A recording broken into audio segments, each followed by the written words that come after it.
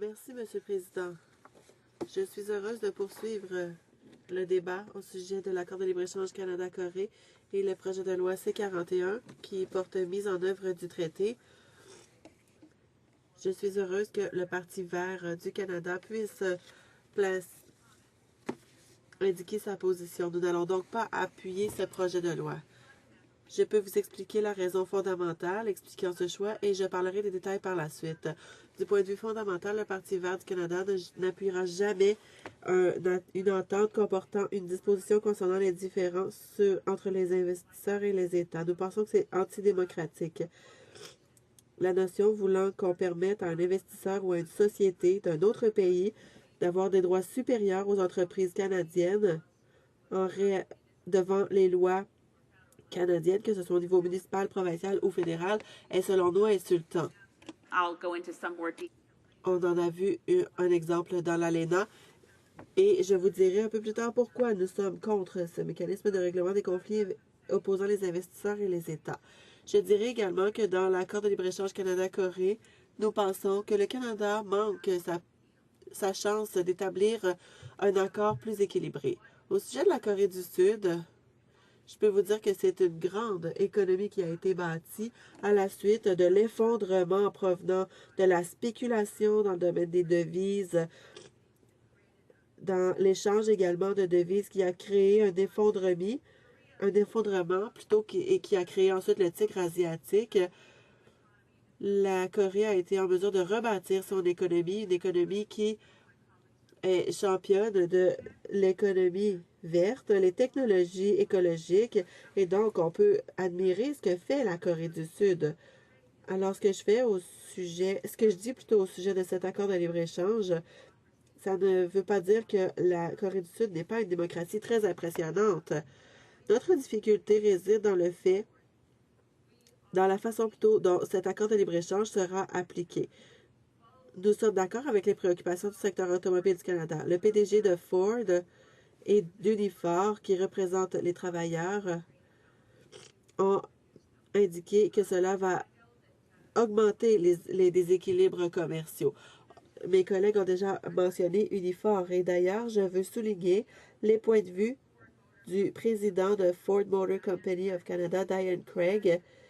Elle a dit en réponse à ce traité que la Corée du Sud sera tout de même l'un des marchés automobiles les plus fermés du monde en vertu de cette nouvelle entente. Elle a par la suite dit que l'accord de libre-échange signé par les États-Unis et l'Union européenne ne renverse pas les échanges commerciaux négatifs, mais auront tout de même moins de désavantages au pays que l'accord avec le Canada. Encore une fois, elle a dit aucun fabricant canadien ne peut être concurrentiel avec un marché contrôlé par des obstacles non tarifaires et la manipulation des devises. Et on sait que l'accord ne porte pas sur ces obstacles à l'accès du secteur automobile canadien à ces marchés. On sait donc qu'on a une relation déséquilibrée avec la Corée du point de vue des échanges commerciaux. En 2012, nous exportions 3,7 milliards de dollars en Corée. C'est assez impressionnant. Toutefois, nous importions 6,4 milliards de dollars de la Corée, de produits de la Corée. Et ces 3,7 milliards de dollars d'exportation et 6,4 milliards de dollars d'importation valent la peine d'être examinés. Le Canada exporte des ressources brutes en Corée et en vertu de l'accord, les produits qui sont mentionnés dans l'accord parlent de l'amélioration des exportations agricoles. Pourtant, quand on examine nos importations de la Corée, ce sont des produits manufacturés à valeur ajoutée. Donc, quand on regarde ce que le Canada exporte en Corée, je citerai Jim Stanford, qui est un économiste très respecté qui travaille pour Unifor. Il dit que nous exportons en majorité des ressources brutes en Corée, que nous importons des produits de technologie sophistiqués de la Corée. Il dit également que les 4 principales exportations du Canada en Corée étaient le charbon, le cuivre, l'aluminium et les produits du bois. Les importations étaient les automobiles, les circuits électroniques, les pièces automobiles et les téléphones intelligents. Rien dans cet accord commercial ne va changer ce que nous importons et ce que nous exportons. Comme la directrice de Ford l'a dit, les expériences vécues par les États-Unis et l'Union européenne, qui ont conclu également des accords de libre-échange avec la Corée, il n'y a pas eu de changement dans les écarts en ce qui concerne les échanges commerciaux. Ils protègent leur propre marché, mais il y a tout de même eu un agrandissement du déséquilibre commercial avec la Corée aux États-Unis et dans l'Union européenne à la suite des accords de libre-échange. Ainsi, le Canada est désavantagé du point de vue de la productivité, de la recherche et du développement parce que les importations seront modifiées.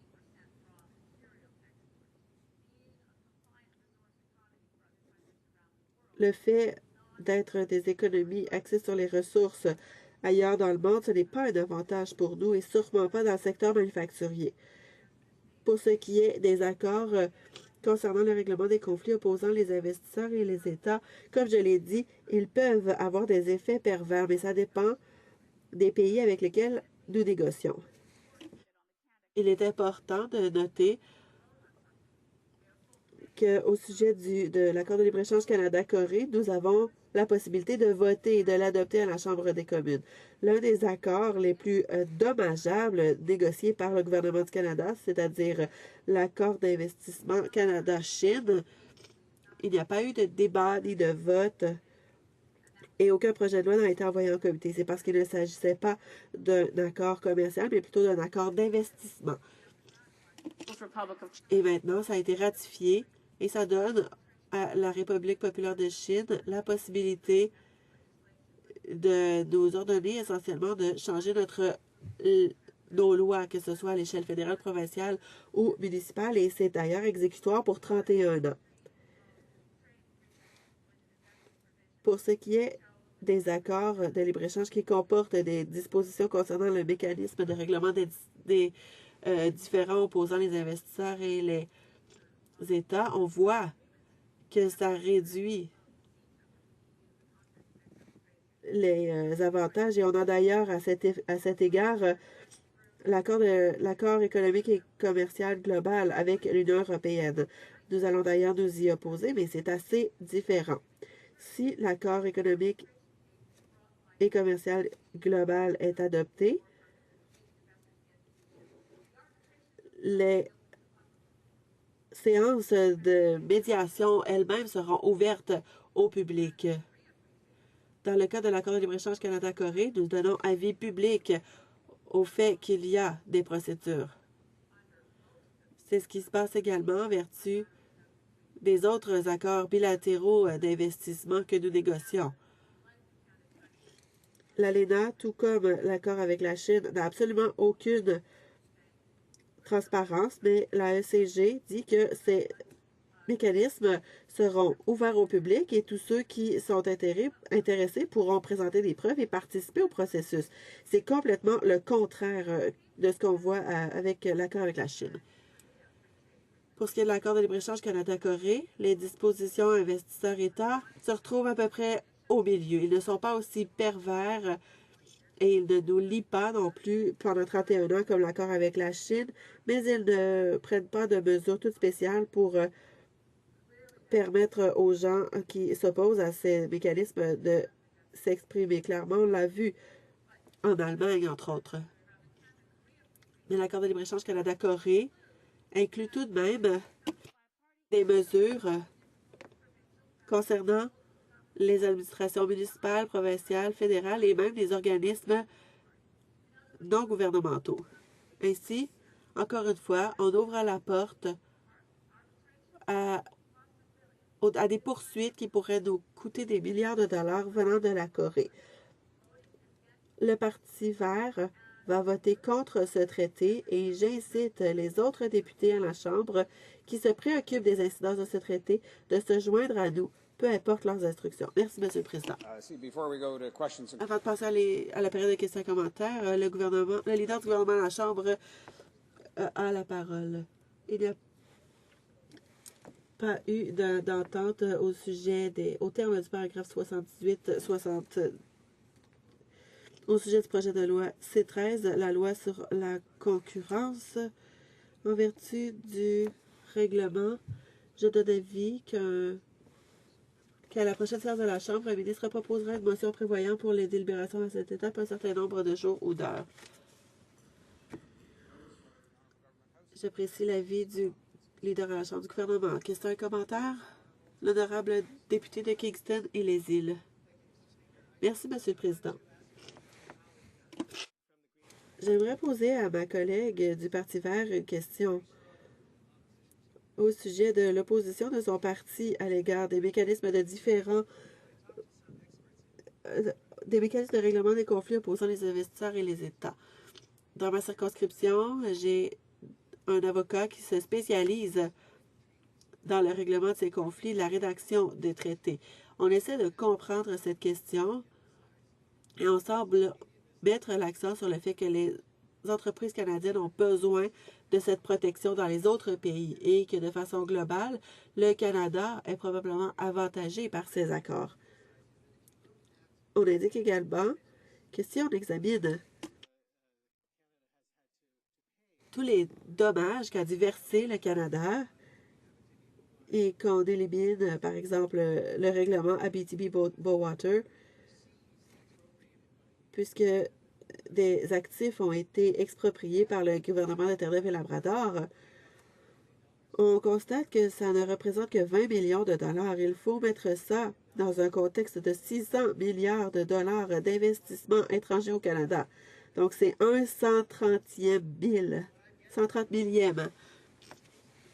Et donc, ceux à qui j'ai parlé à Kingston disent que c'est un montant relativement peu élevé par rapport aux investissements que l'on reçoit au Canada. Je voudrais donc demander à ma collègue si elle veut commenter ce que je viens de dire et expliquer l'opposition de son parti. L'honorable député de Saanich Gulf Islands. J'aimerais remercier mon collègue de Kingston et les îles. L'opposition du Parti vert vient des expériences, des données empiriques et des conseils d'avocats internationaux, y compris un avocat éminent dans le domaine de l'arbitrage qui a participé à ces mécanismes. C'est le professeur Gosman Harmon. Son opinion vient également d'une étude d'un groupe de travail des Nations unies qui s'est penché sur des centaines de ces mécanismes partout dans le monde. Et il a constaté qu'il y avait une tendance. La plus petite puissance économique perd presque toujours, que ce soit la société par rapport à un grand gouvernement ou encore si un investisseur d'un grand gouvernement poursuit un plus petit pays. Ainsi, aucun investisseur aux États-Unis, en vertu de l'article 11 de l'ALENA, n'a jamais gagné. Et l'inverse est également vrai.